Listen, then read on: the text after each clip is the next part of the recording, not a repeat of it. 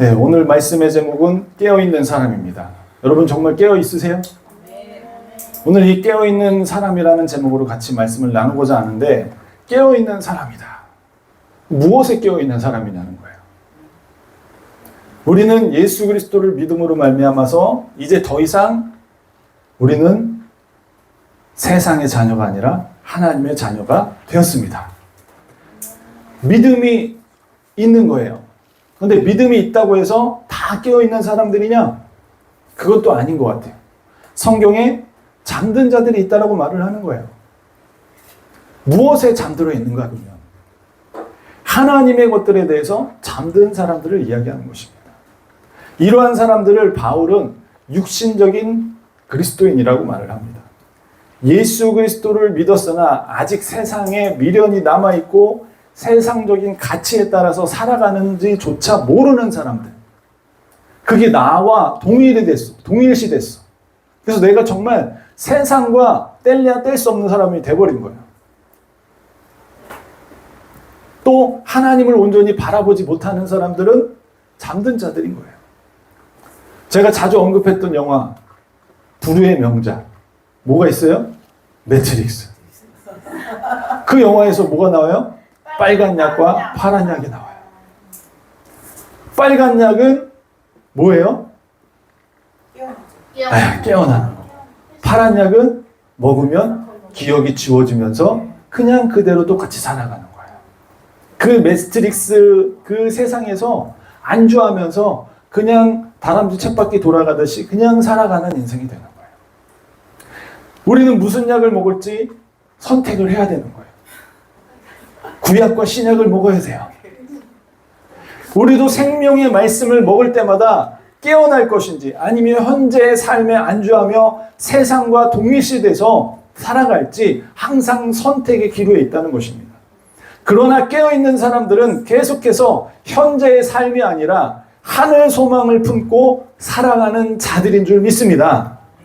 그럼 깨어있는 사람들은 어떤 사람들인지 오늘 말씀을 함께 나누면서 오늘 저와 여러분들도 깨어있는 사람들이 되시길 주님의 이름으로 축복합니다.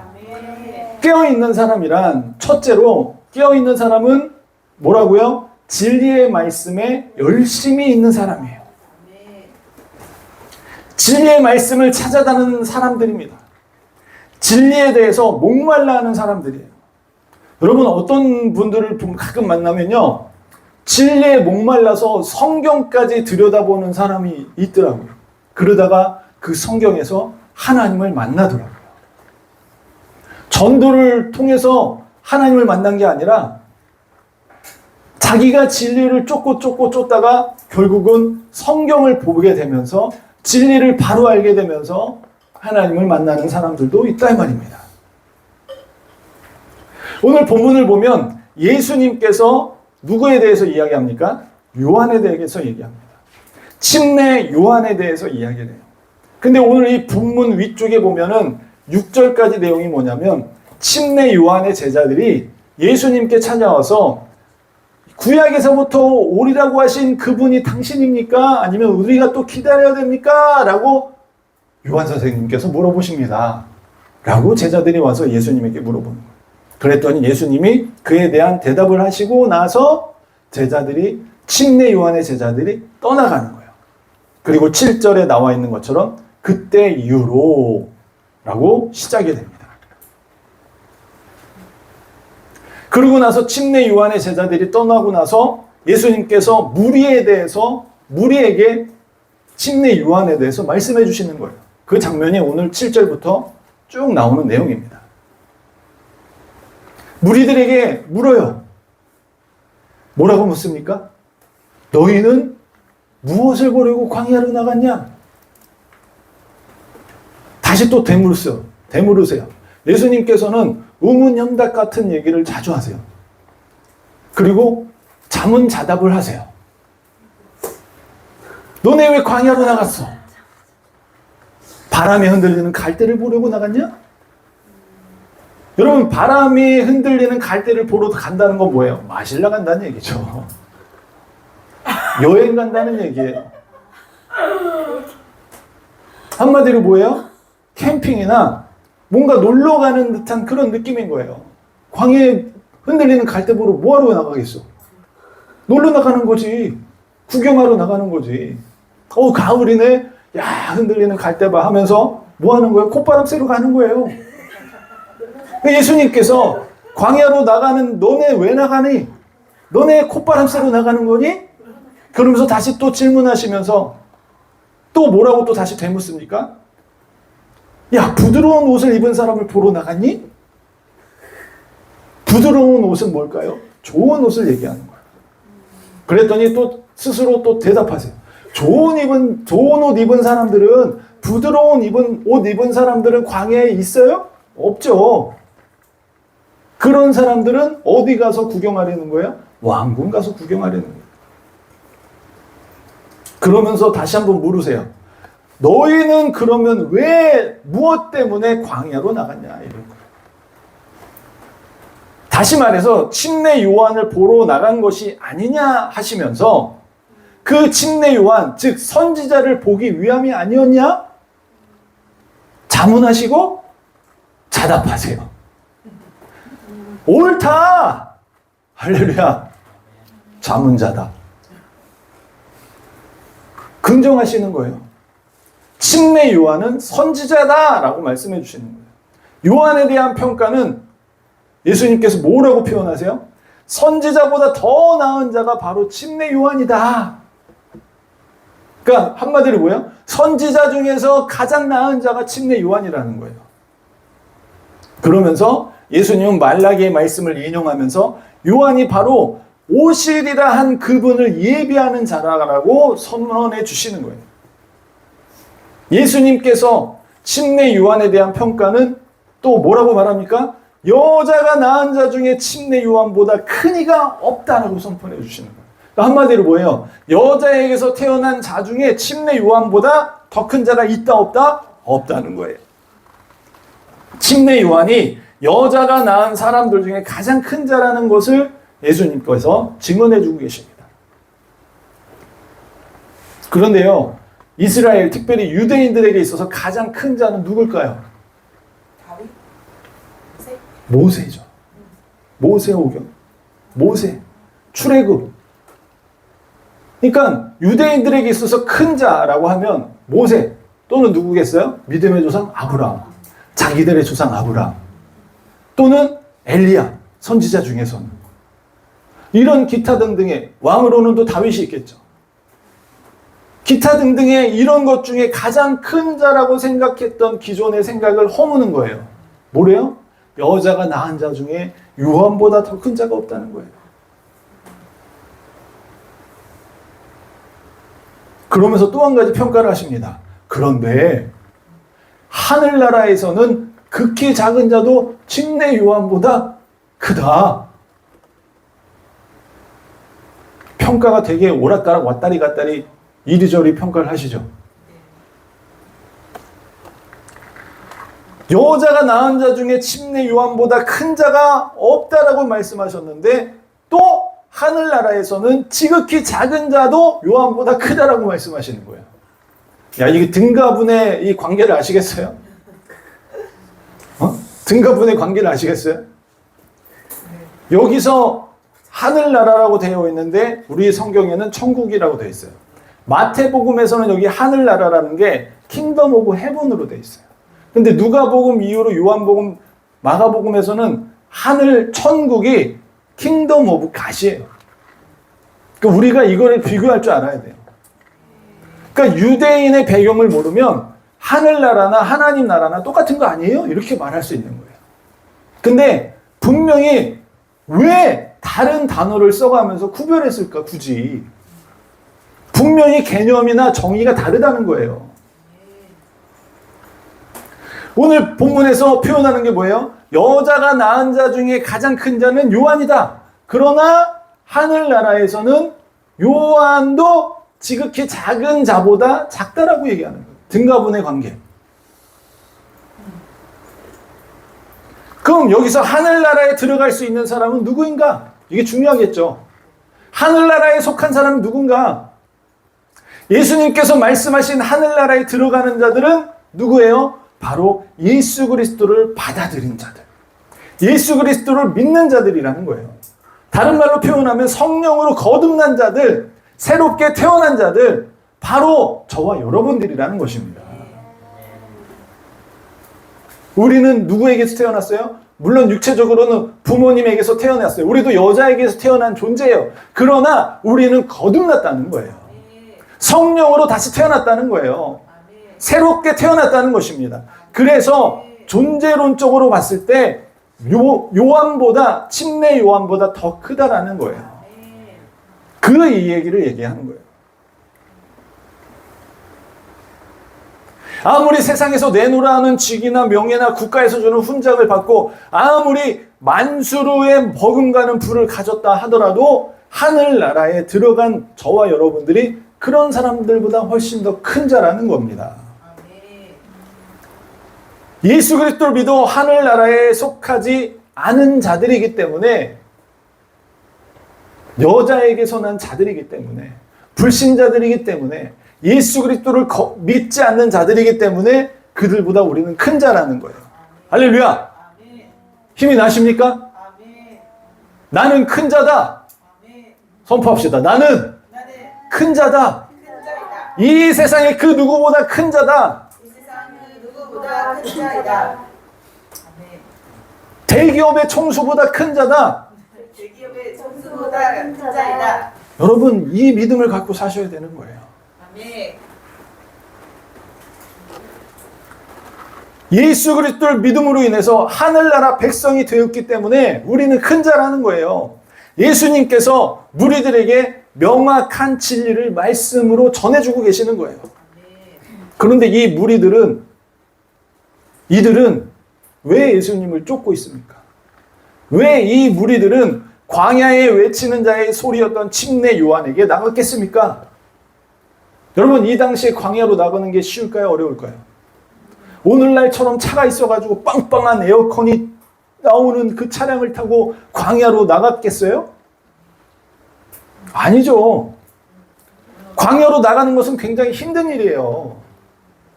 이 당시에 뭐 넥펜이 있겠어? 있었겠어? 넥펜 막 충전해놓고 막 여기다 광야로 나가는 거야. 뭔가 시원한 뭐 그런 게 어딨어. 요즘에는 입는 에어컨도 나왔더만. 입는 팬. 옷에 팬이 달려가지고 바람이 계속 불어. 그런 게 어디 있겠어요, 이 당시에.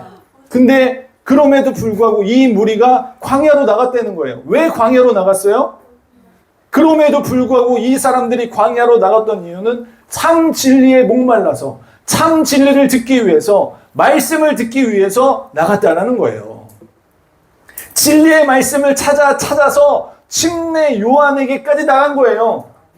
내가 저기도 가보고 저 회당도 가보고 이 화당도 가보고 저기 바리새인 저 누구누구도 가보고 누구누구 가봤는데 진짜 말씀은 저 광야에서 외치고 계시는 침례 요한이라는 소리가 있대. 그래가지고 또 거기까지 나간 거예요. 그리고 지금은 침례 요한이 옥에 갇히고 나서 지금은 누구를 따라다니고 있는 거예요? 예수님을 따라다니고 있는 거예요. 여러분, 요즘에도 현대에도 진리의 말씀을 찾아다니는 사람들이 많이 있습니다. 또 이런 분들도 있지만 신앙 유목민들도 있어요. 정말로 신앙을 찾아서 돌아다니는, 참 진리의 말씀을 찾아다니는 사람들, 이 사람들이 바로 깨어있는 사람들이에요. 진리의 말씀에 목말라서 진짜 말씀이 뭐라고 말하는지 그 말씀을 알고자 하는 그 열심이 있는 사람들, 진리의 말씀이 열심히 있어서 정말로 그 말씀을 알고자 하는 사람들은 깨어있는 사람들이라는 거예요. 진리의 말씀이 무엇이라고 하는지 함께 그 말씀을 찾고 또 찾아 참 진리를 찾아다니는 저와 여러분들은 분명히 깨어있는 사람들이라는 것입니다. 아멘? 그래서 우리 교회는 언제까지 말씀을 읽어요? 죽을 때까지. 할렐루야. 말씀을 읽어도 이해 안 되는 부분이 있잖아. 그럼 그 다음에 또 읽으면 또 이해될 때가 있어요. 하나님께서 그렇게 계속적으로 우리에게 진리의 말씀을 열어주고 계시다라는 거예요. 할렐루야. 그 말씀에 목말라 하는 자만이 깨어있는 자라는 거예요. 진리의 말씀에 열심히 있는 자만이 깨어있는 자라는 것입니다. 둘째, 깨어있는 사람은 누구냐? 깨어있는 사람은 자신의 것을 내려놓을 줄 아는 사람이에요. 여러분, 본문을 보면 침례 요한의 때까지 지금까지 하늘나라는 침노를 당했다라고 말해요. 그 침노하는 자들에게 빼앗겼다라고 말합니다. 이 구절 잠깐 킵해 두세요. 이따가 다시 말을 할게요. 그 다음 구절을 보면 뭐라고 말해요? 모든 선지자와 율법에 예언한 것은 요한까지다라고 말합니다. 그리고 하나님 말씀을 믿는다면 오리라한 그 엘리야, 그 예언자는 오리라한 그 예언자 엘리야는 바로 침례 요한이라고 예수님께서 말씀해 주고 계시는 거예요. 성경에서 엘리야가 와서 오실 그리스도를 증거한다라고 말했어요. 말라기 4장 5절에 보면 보라 여호와의 크고 두려운 날이 이르기 전에 내가 선지자 엘리야를 너희에게 보내리라. 이 말씀으로 유대인들은 지금 저쪽 동네에 있는 중동에 있는 이스라엘 나라에 있는 유대인들은 지금도 엘리야를 기다리고 있어요.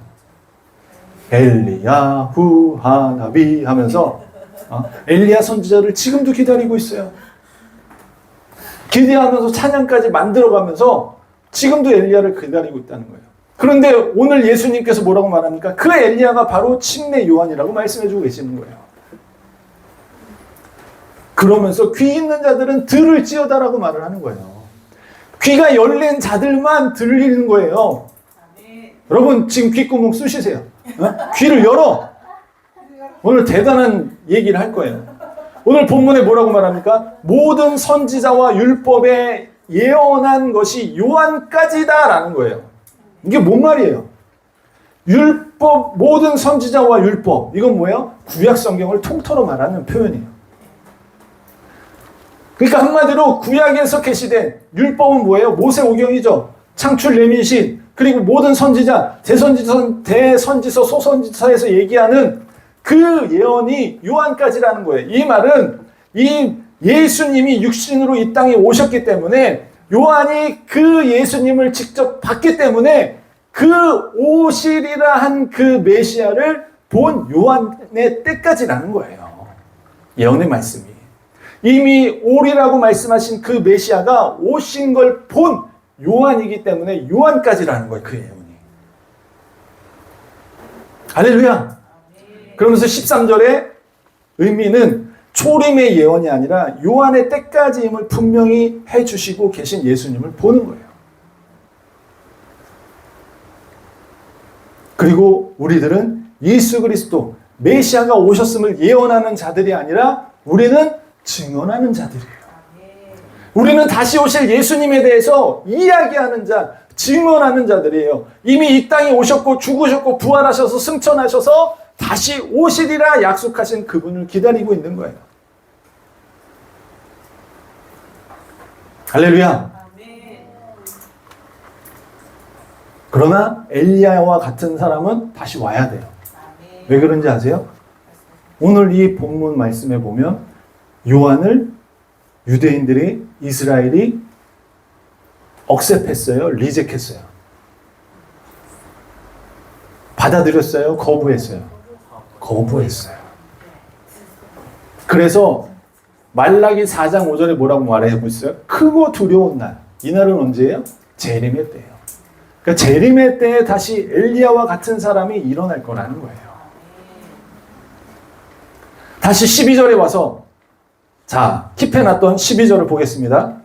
천국은 침노를 당하나니 침노하는 자가 뭐 한대요? 빼앗는데요. 이 설교 많이 들었죠? 희정자매님. 우리 은영이나 개수는 처음 들어볼 거예요. 침노하는 자가 천국을 빼앗는데요. 여러분 이 의미가 우리 은영이는 긍정적으로 들려요? 부정적으로 들려요? 은영자매는?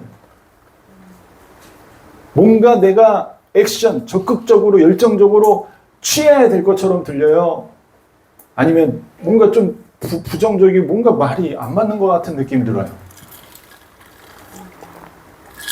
설교를 안 들어본 우리 은영자매 어떤 느낌으로 와요? 응? 우리 희정자매는 많이 들어봤죠? 메시지. 그래, 우리는 침노해야 돼. 이게 애매한 거야. 근데요, 이 헬라어의 내용을 보면요, 이 침노라는 단어가 폭력이라는 단어예요. violence. 그러니까 불법적인 폭력. 이런 단어의 의미를 담고 있는 게 이 헬라어예요.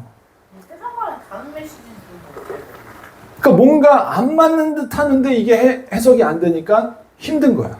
그래서 그냥 다 갖다 써. 열심히 우리는 천국을 들어가야 된다. 이런 의미로 가져다 썼다는 거예요. 열심을 가지고 하늘나라를 사모하고 적극적으로 믿음의 열심을 이야기하면서 우리는 모두 천국을 침노하는 자들이 되어야 됩니다. 할렐루야! 아멘! 하면서 저도 그런 메시지에 아멘 했고 저도 그런 메시지를 전했던 적이 있어요. 이 본문을 저도 그렇게 해석했고 설교했다는 거예요. 그런데 성경을 계속 읽으면서 계속 의구심이 드는 거예요. 이 단어가 부정적인 단어, 불법을 행하는 그런 폭력을 나타내는 단어인데 이게 과연 이 하늘나라와 맞나? 하늘나라는 뭐예요? 공의와 정의가 하수같이 흐르는 나라인데 아니 불법적인 폭력의 단어를 여기다 갖다 써? 이게 참 주석을 봐도 근데 똑같아. 그래서 항상 2% 뭔가 부족해가지고 이게 뭘까 계속 기도하면서 믿음의 선배님들이 남긴 수많은 주석이라든지 메시지라든지 이런 것들을 많이 봤어요. 그러면서 조금씩 좁혀지기 시작했어요. 이거는 굉장히 폭력적인 단어이기 때문에 이게 여기와 매치가 안 되는 거예요. 불법적인 행동이 수반되는 의미를 가지고 있는데 천국을 침노한다? 이게 뭐지? 라고 하다가 최종 결론을 내린 거예요. 이 구절은요, 밑에 구절과 연결되는 거예요. 밑에 비유와 연결되는 거예요. 장터의 비유와 맥락을 보고 연결을 하면 이게 제대로 해석이 되지는 거예요. 장터의 비유와 맥락을 보면 이것이 긍정적인 말씀이 아니라는 것을 느껴야 된다는 거예요. 많은 분들의 것들을 찾아보면서 결론 내린 거. 문맥적으로 맥락을 같이 봐야 되는구나. 그래서 오늘 여기서 말하는 구절에 천국은 침노하는 자들, 폭력을 행사하는 자들에게 빼앗겼다는 의미는 우리가 열심을 가지고 하늘나라의 것들에 대해서 더 열심을 내서 천국에 들어가자라는 의미가 아니구나. 오늘 이 구절은요, 밑에 장터의 비유와 연결돼서 생각을 해보면 알 수 있는 거예요. 이 말씀은 불법적으로 폭력적인 방법으로 인해서 하늘나라가 강탈됐다는 거예요. 조금 더 풀어서 이야기하면 하늘나라가 폭력적인 자들에 의해서 들어갈 구멍이 없어졌다는 얘기예요. 그래야만 밑에 장터의 비유와 연결이 되는 거예요. 다시 말해서 우리가 사복음서를 읽을 때마다 천국에 들어가지도 못하고 막는 자들이 있다는 거예요. 그게 누구야? 네, 바리새인들, 사두개인들, 종교 지도자들, 율법사들. 그래서 예수님께서 뭐라고까지 욕하셨어요? 이 독사의 자식들아라고까지 욕했던 그 부류가 바로 오늘 본문에 나와 있는 그런 자들인 거예요. 바리새인들과 서기관들과 사두개인들과 종교 지도자들이 예수님을 믿기는커녕 받아들이지 않았다는 거예요. 예수 그리스도를 추종한다는 이유로 잡아 죽이기까지 했습니다. 그러한 일을 했던 사람이 바로 사도 바울 아니에요? 그러니까 다시 말해서 오늘 이 본문은 하늘나라, 천상의 나라의 대표적인 예수 그리스도를 이 땅에 하나님께서 보내주셨는데 그 예수님을 폭력을 써서 그 천국을 빼앗았다는 거예요. 못 들어가게 막았다는 의미인 거예요. 하늘나라에 하나님이 왕이신 하늘나라를 폭력적인 사람들이 빼앗아 가버렸다는 거예요. 이 땅에 와서 이루어지고 만들어져야 될 그 하늘나라, 천상의 하늘나라가 이 땅에도 세워지는 그 하늘나라, 하나님이 왕 되신 그 나라가 예수 그리스도를 통해서 왔는데, 엘리야와 같은 침례 요한을 통해서 회개하라 천국이 가까웠느니라 선포되어지면서 이 땅에 오기 시작했는데, 만들어져야 되는데 침례 요한도 거부하고 예수님도 거부하고, 그래서 하늘나라가 빼앗겼다는 표현을 쓴 거예요.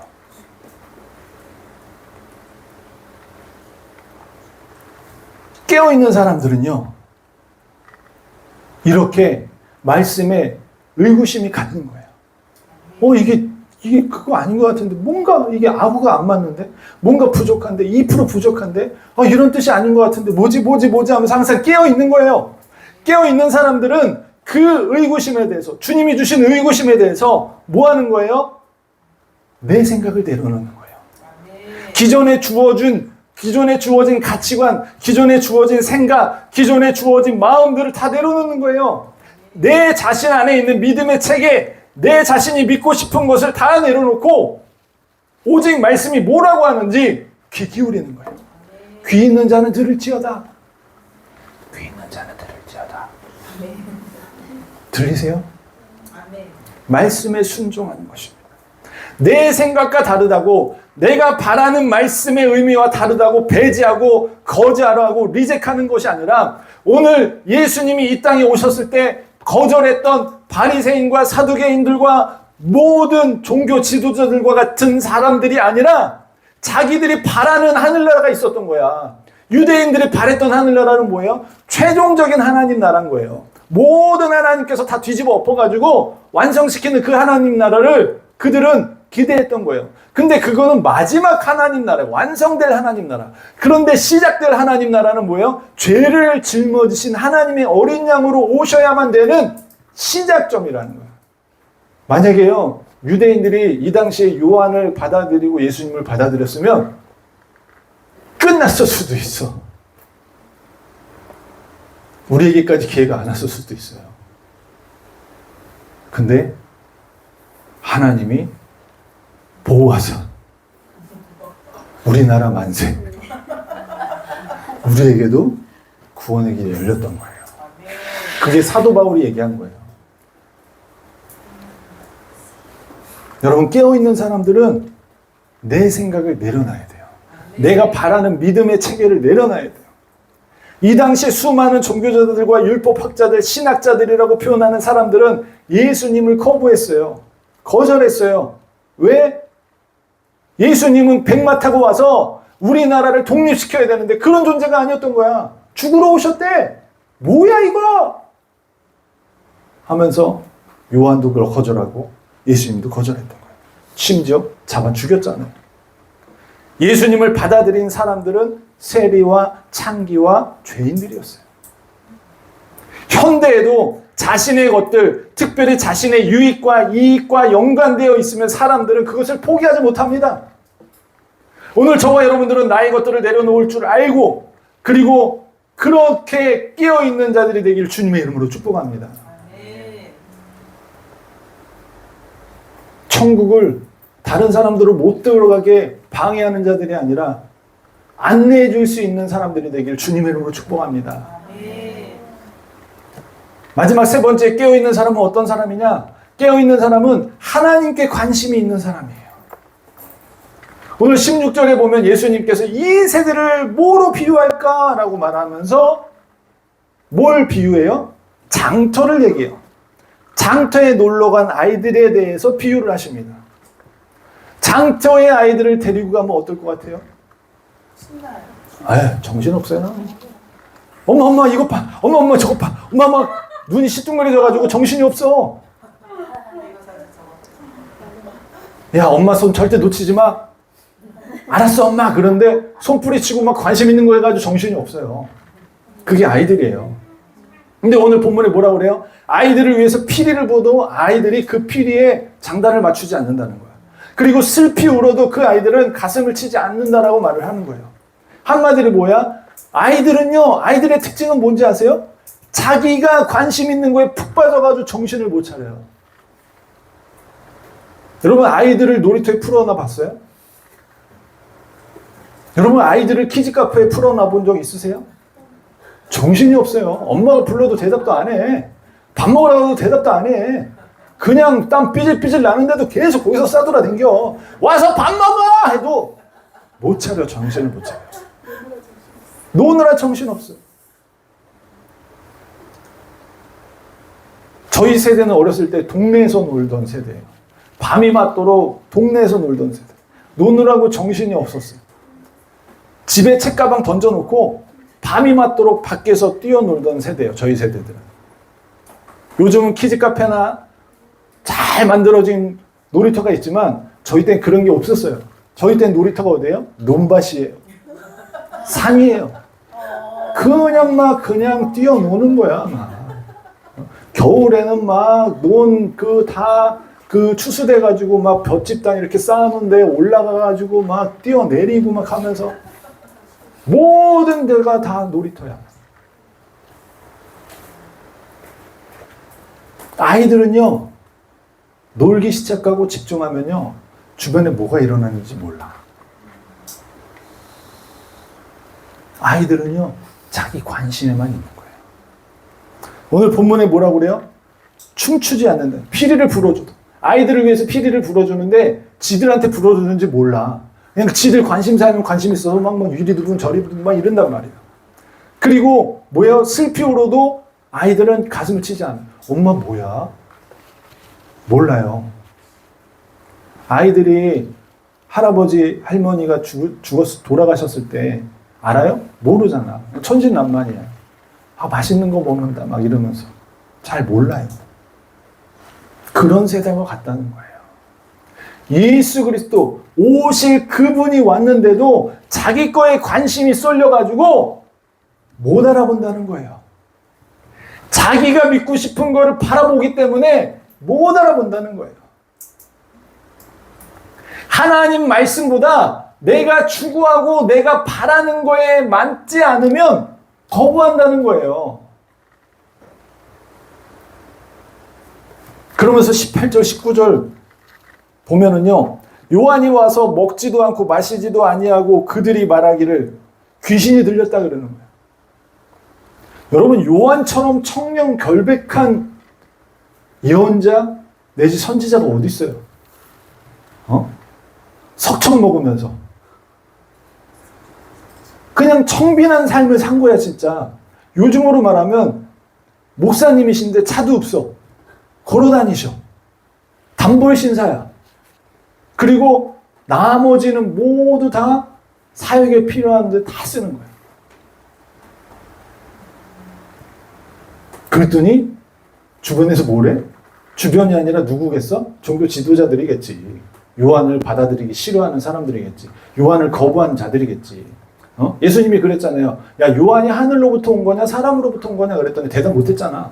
그런 사람들이 요한을 이렇게 이간질하는 거야. 먹지도 않고 마시지 않고 금식하는데 청렴하게 하나님 안에서 경건한 삶을, 거룩한 삶을 사는데 종교 지도자들은 뭐라고 그러는 거야? 야, 요한 귀신 들렸다 이러는 거예요. 매도해야만 요한을 추종하는 사람들도 아, 잘못했구나 깨닫기 때문에 소위 말하면 뭐예요? 마녀사냥하는 거야. 요즘 말로 표현하면. 야, 저 교회 이단이래. 막 소문 퍼뜨려가지고 아, 저 교회 다니는 사람들 마치 다 매도해버리는 듯한. 그리고 또 뭐래요? 19절에 인자가 와서, 예수님이 와서 먹고 마시며 말하기를 보라. 요한이 금식할 때는 귀신 들렸대. 또 19절에 봤더니 예수님이 와서 먹고 마시는 것을 본 또 종교 지도자들은 뭐라고 그래요? 먹기를 탐하는 목사라고 욕하는 거야 또.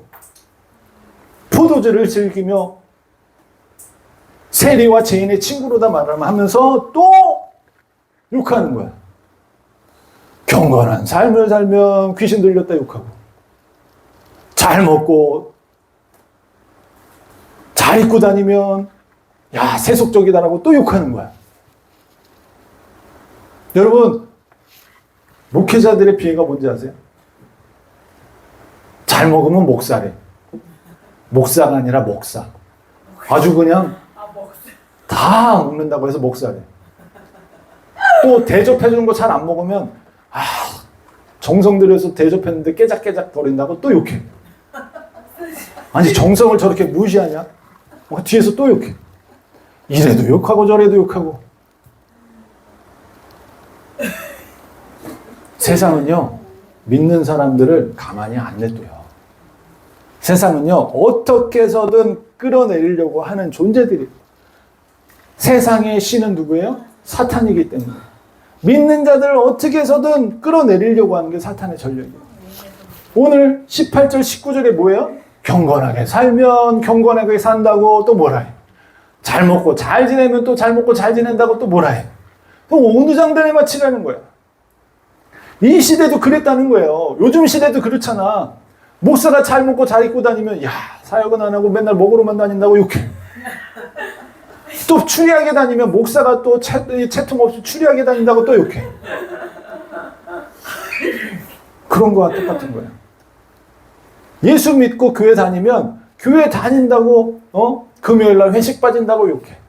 또 참석을 또 열심히 하면 야, 쟤는 교회도 안 간다고 욕해.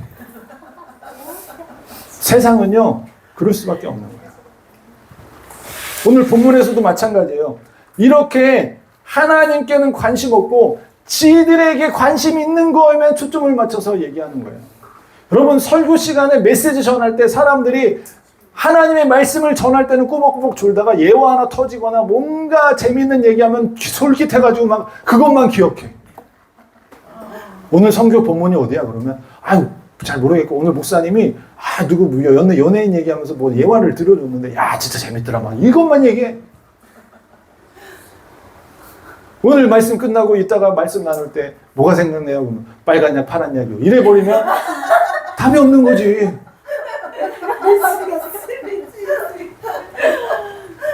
관심이 어디 있어야 돼요? 오늘 말씀에 있어야 돼요. 야, 오늘 말씀에 이 말씀이 정말로 내 가슴팍에 왔어. 이거는 내가 생각하지 못한 건데 이런 의미였구나. 이렇게 하나님 말씀에 관심이 있어야 되는데 교회를 내 관심사, 내가 원하는 필요, 니즈를 채워주러 가는 사람들이 대부분이라는 거예요. 교회를 영업하러 가, 연애하러 가, 결혼하러 가, 사업하러 가, 사람들 만나러 가. 혼자 있으면 외로우니까 외로움을 달래기 위해서 가. 복 받으려고 가. 복 안 주실 거예요? 주실 때까지 금식할 겁니다. 땡깡 부리러 가. 뭐예요? 관심이 어린아이와 같이 내 관심에만 있다는 거예요. 하나님이 뭐라 하는지 관심이 없는 거예요. 오늘 하나님 예수님께서 뭐라고 그래요? 예수님께서 이런 자들이 선동해서 똑같이 천국을 빼앗아갔다라고 얘기하는 거예요. 여러분, 오늘 저와 여러분들은 깨어있는 사람들이 되길 주님의 이름으로 축복합니다. 깨어있으려면 진리의 말씀에 열심히 있어야 돼요.